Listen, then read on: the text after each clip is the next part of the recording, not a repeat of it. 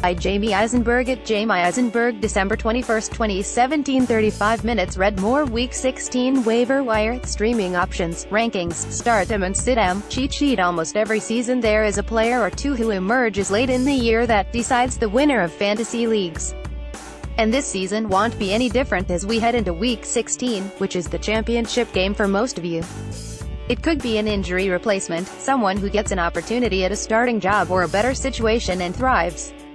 Nick Foles and Juju Smith-Schuster certainly fit that description. Sometimes it's a player just getting hot at the right time that you didn't expect. Blake Bortles and Eric Ebron are doing just that. And then there's the case of Ezekiel Elliott, who was suspended for the past 6 games, but returns this week for the Cowboys. Those of you who stashed Elliott are about to potentially be rewarded in a big way. And those of you facing Elliott this week could be in trouble. Elliott is reportedly in great shape, and he has a tremendous matchup in Week 16 against Seattle at home. The Seahawks' defense is falling apart against the run, and Leonard Fournette 17 fantasy points in a standard league and Todd Gurley 41 points have destroyed them over the past 2 weeks. We hope there is no rust from Elliott given his long layoff. And his performance, along with guys like Foles, Smith-Schuster, Bortles and Ebron, among others, could be deciding factors in who wins a fantasy championship this week.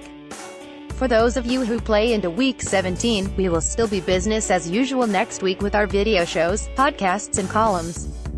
But for most of you, this is the final week of the fantasy season. Thank you for sticking with us all year, and we'll continue to give you advice throughout the off-season.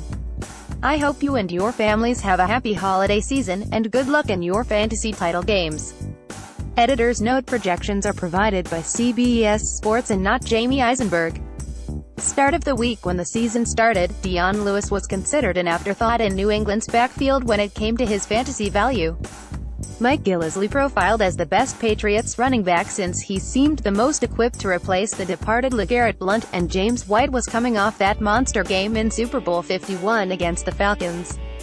Rex Burkhead was also a new addition, who had the ability to play multiple roles, and Lewis had struggled to stay healthy over the past 2 years. But a lot has changed over the past 15 weeks. As we head into Week 16, Lewis is locked in as the No. 1 running back in New England, and his role should be enhanced now that Burkhead knee is out. We could see Gillislee active for the first time since Week 8, but this should be a big week for Lewis against the Bills at home. He just had 15 carries for 92 yards at Buffalo, and Lewis has scored at least 9 fantasy points in 5 of his past 6 games. And this is a dream matchup since the Bills allow the most fantasy points to opposing running backs for the season. Their recent failures on run defense have been magnified after Marcel Darius was traded to Jacksonville. Buffalo has allowed 1,267 total yards and 12 touchdowns to running backs in the past 7 games, with 9 scoring double digits in fantasy points in a standard league over that span. We'll see how the Patriots use Gillislee and White this week now that Burkhead is out, but Lewis should be in line for a quality workload. And given his recent level of production in this plus matchup at home, we expect him to deliver in a big way. I'm starting Lewis over LaShawn McCoy at Nate, Jordan Howard vs. Clee, Carlos Hyde vs. Jack, Marshawn Lynch at Phi, and Jamal Williams vs.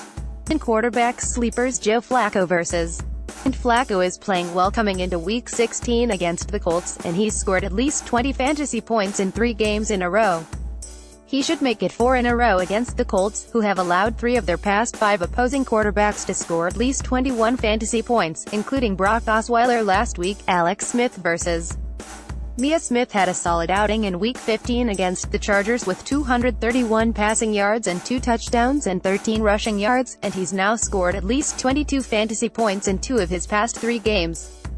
The Dolphins have allowed 4 of their past 6 opposing quarterbacks to score at least 23 fantasy points, so Smith should be considered a top 10 fantasy option coming into this week. Jameis Winston at Car. Winston looked great in Week 15 against Atlanta with 299 passing yards and 3 touchdowns and 18 rushing yards for 30 fantasy points, and he's averaging 23 points in 3 games since coming back from his 3-game absence with a shoulder injury. He didn't fare well in his first meeting with Carolina in Week 8 when he scored just 3 fantasy points, but the Panthers have allowed 3 of their past 4 opposing quarterbacks to score at least 23 points. Winston should finish as a top 12 quarterback for the second week in a row. Bust alert: if you made it to the championship round of your league with Ryan as your starter, then kudos to you, because he's been a mediocre fantasy quarterback at best this year. He only has 2 games this season with at least 20 fantasy points, and he's scored 30 points combined in his past 3 outings against Minnesota, New Orleans and Tampa Bay. He had 8 points against the Saints in Week 14 with 221 passing yards, 1 touchdown and 3 interceptions, and the Falcons are winning games with Devonta Freeman and their defense of late. Ryan could always surprise us with a big game this week, and there's definite potential for a shootout. But given his overall body of work this year, you should consider benching Ryan in most owner quarterback leagues. Running back sleepers: Bilal Powell vs. Lack. Powell is tough to trust since he continues to share playing time with Matt Forte and Elijah McGuire, but he's scored 10 fantasy points in a standard league in 2 of his past 3 games. And this week he's facing a Chargers defense without linebacker Denzel Perryman hamstring, and they have allowed a running back to score in 3 of their past 4 games. Wayne Gallman at Ari Gallman is worth a look in PPR leagues given his production in the passing game of late. He has 13 catches for 80 yards on 16 targets in his past 2 outings against Dallas and Philadelphia, and he also has 20 carries for 98 yards over that span. The Cardinals have allowed 10 running backs to catch at least 4 passes in a game this season. Duke Johnson at Chi Johnson doesn't get the credit he deserves for being a solid fantasy option this year, but he's done a nice job despite getting limited touches. He only has 1 game this season with more than 15 touches, but he comes into Week 16 with double digits in fantasy points in a standard league in 3 of his past 5 outings. He also has at least 4 catches in 9 games this season, and the Bears have allowed 6 running backs to catch at least 4 passes in a game this year. Johnson is a must-start option in PPR and a great flex play in standard leagues. James White vs. BUF. When Burkhead missed 4 games earlier this season with injured ribs, White was heavily involved in the passing game. He had 22 catches on 29 targets from weeks 36, including 2 games with at least 7 catches. White is worth a look as a flex option in PPR leagues with Burkhead out. The Bills have also allowed 9 running backs to catch at least 4 passes in a game this season, including White when he had 4 catches for 32 yards on 6 targets in Week 13. Peyton Barber at Carr. Barber was a little bit of a letdown in Week 15 against Atlanta since he started in place of Doug Martin, who was suspended for violating a team rule, but managed just 13 carries for 53 yards and 3 catches for 15 yards, including a fumble. You have to expect he will remain the starter in Week 16 given what Martin has done this season, especially lately.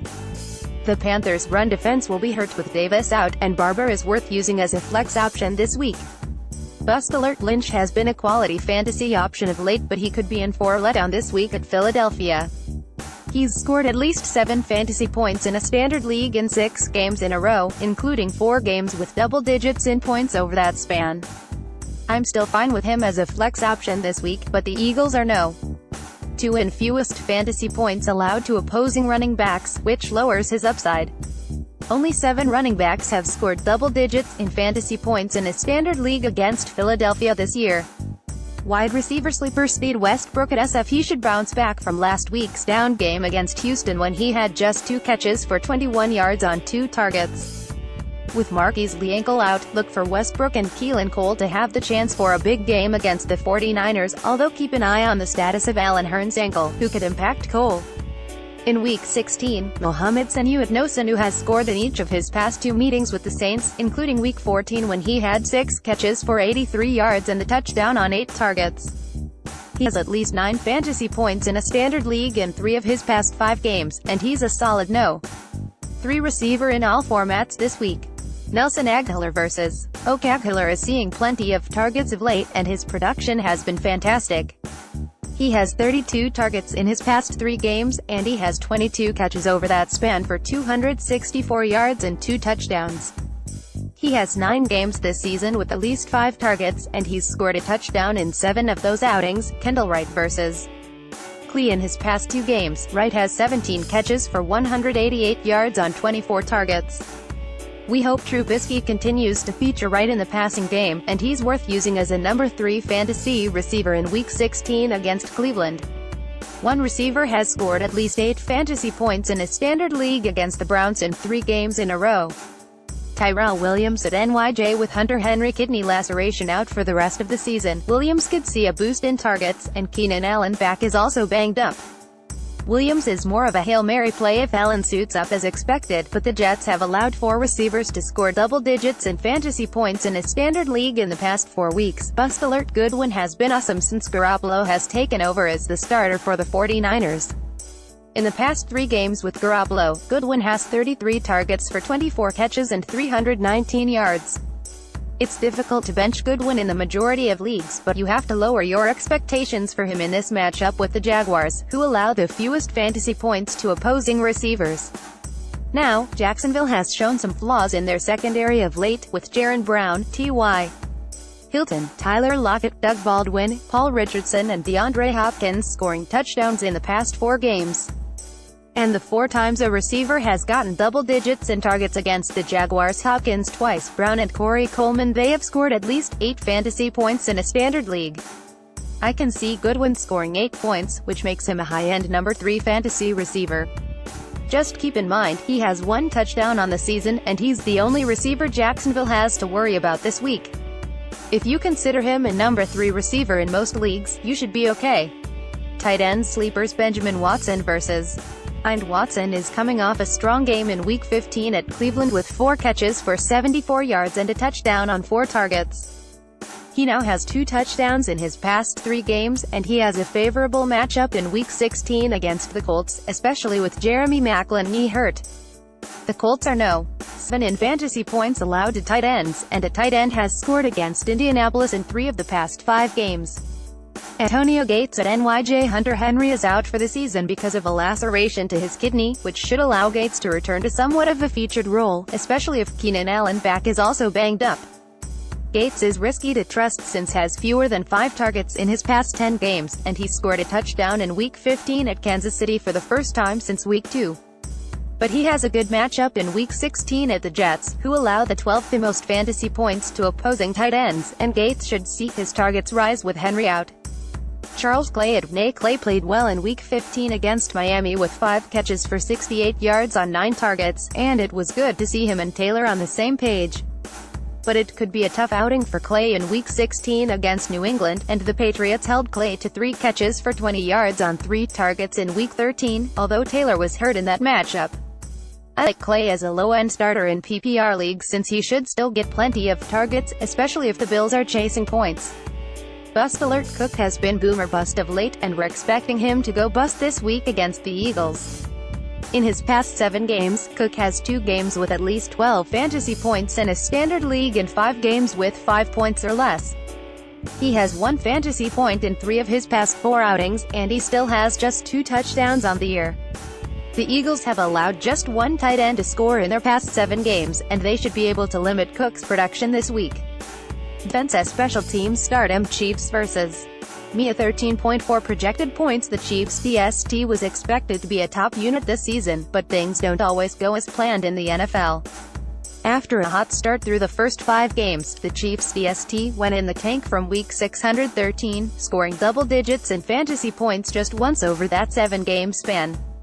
But the Chiefs DST rallied the past 2 weeks at home against Oakland and the Chargers, and they have 5 interceptions, 5 sacks and 2 fumble recoveries over that span, while holding their opponents to an average of 14 points. This week against the Dolphins, the Chiefs DST should be able to force Jay Cutler into a couple of mistakes and put pressure on him. It's nice to see the Chiefs DST back at a high level, and I like this unit as a top 5 fantasy option this week. Sleepers: Lions at Sin. The Lions DST is averaging 14.5 fantasy points in their past 2 games against Tampa Bay and Chicago, and they have 5 sacks and 5 interceptions over that span. The Bengals' offense has fallen apart over the past 2 games against the Bears and Vikings, and those 2 DSTs have combined for 42 fantasy points. Bears vs. Cleveland. The Bears DST has played well of late with at least 12 fantasy points in each of their past 3 games. Chicago has 9 sacks over that span, and the Bears should make things tough on Deshaun Kaiser this week at home. The Browns allow on average 3.1 sacks per game, and Kaiser has 5 interceptions in his past 3 games. Cardinals vs. NYG. The Cardinals DST has scored at least 11 fantasy points in 3 of their past 4 games, including at least 15 points in 2 of their past 3 home games. The Giants just had a rare offensive explosion against the Eagles in Week 15, but that was in New York. With the long trip to Arizona at the end of a losing season, this should be a letdown game for the Giants, and the Cardinals' DST should benefit. Sit-em Seahawks at $8.6 projected points. Seattle's defense was abused and embarrassed the past 2 weeks against the Jaguars and Rams, especially last week with the game at home. The Seahawks are back on the road this week against the Cowboys, who are getting Elliott back after his 6-game suspension. The Seahawks DST had just 6 fantasy points combined against Jacksonville and the Rams, and they allowed 72 total points in those games. You cannot trust the Seahawks DST this week. Kicker start and the Cardinals have become a field goal team of late, and Dawson has been excellent for fantasy owners. He has 9 field goals in his past 2 games against Tennessee and Washington, and he's scored at least 12 fantasy points in 3 of his past 4 outings. This week, Dawson is facing a Giants defense that has allowed the 6th most fantasy points to opposing kickers, and Jake Elliott just scored 10 fantasy points for the Eagles in Week 15. Sleepers Kai Forbath at GB. Forbath is rolling again, coming into this game with 22 fantasy points in his past 2 outings. He's made 5 field goals and 5 extra points over that span, and he's scored 13 fantasy points against the Packers in Week 6. Josh Lambo at SF. Lambo has scored at least 9 fantasy points in 3 games in a row, and he's a perfect 7 for 7 on field goals and 10 for 10 on extra points. The 49ers just allowed Ryan Succop to score 11 fantasy points in Week 15. Dan Bailey vs. See the past 2 kickers to face the Seahawks, Lambo and Greg Zuerlein, combined for 22 fantasy points with 5 field goals and 7 extra points. Bailey is due for a big game after scoring 8 fantasy points at Oakland in Week 15, and he should get it with Elliott back this week to help the Dallas offense. Sit-em. There have been plenty of 49ers who have benefited with Garoppolo starting, but none more than Gould. Production over the past 3 games has been amazing with 15 field goals, and he's scored at least 15 fantasy points in all 3 games. But as you're well aware by now, the Jaguars are a dominant defense, and they allow the fewest fantasy points to opposing kickers this year. Only 3 kickers have scored double digits in fantasy points against Jacksonville and just 1 since Week 4. In the past 3 games, the Jaguars have allowed Adam Vinatieri, Blair Walsh and Kymie Fairburn to combine for just 11 fantasy points. Gould is due for a letdown, and it will come this week against Jacksonville.